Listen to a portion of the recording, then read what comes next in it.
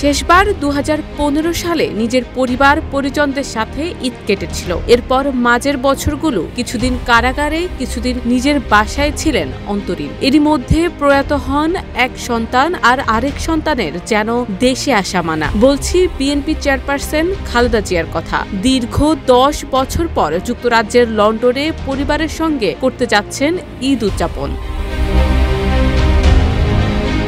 দলের একটি সূত্র জানায়, খালেদা জিয়া 2015 সালে লন্ডনে ঈদুল আজহা উদযাপন করেন। তখনও তার বড় ছেলে তারেক রহমান ও তার স্ত্রী সন্তানরা সঙ্গে ছিলেন ছোট ছেলে প্রয়াত আরাফাত রহমান কোকোর স্ত্রী সন্তানরাও। কোকোর মৃত্যুর পর সেটি ছিল জিয়া পরিবারের জন্য এক দুঃসহ স্মৃতিময় ঈদ।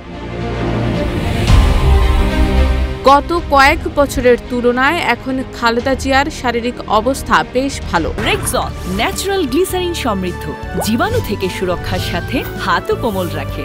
তাই এবারের ঈদ জিয়া পরিবারের জন্য হতে যাচ্ছে অন্যরকম। বিএনপির স্থায়ী কমিটির সদস্য গয়েশ্বর চন্দ্র রায় বলেন, ঈদ মানেই পরিবারের সঙ্গে উদযাপন করা। খালেদা জিয়া আওয়ামী লীগ সরকারের কারণে এতদিন তা করতে পারেননি। এবার জিয়া পরিবার একসঙ্গে ঈদ করবে, সেটা দেশবাসী ও বিএনপি নেতাকর্মীদের জন্য আনন্দের বিষয়। দলের নেতারা জানান, খালেদা জিয়া ঈদের পর বাংলাদেশে ফেরার ইচ্ছা প্রকাশ করেছেন।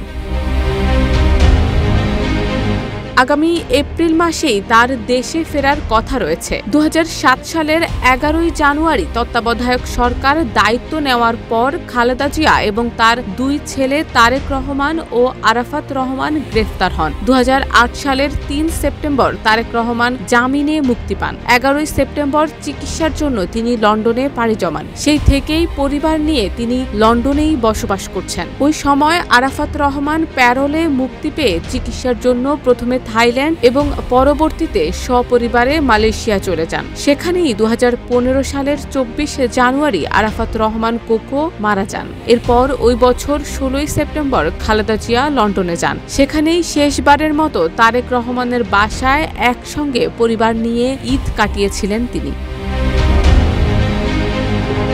শারমিন নিশু, ঢাকা পোস্ট।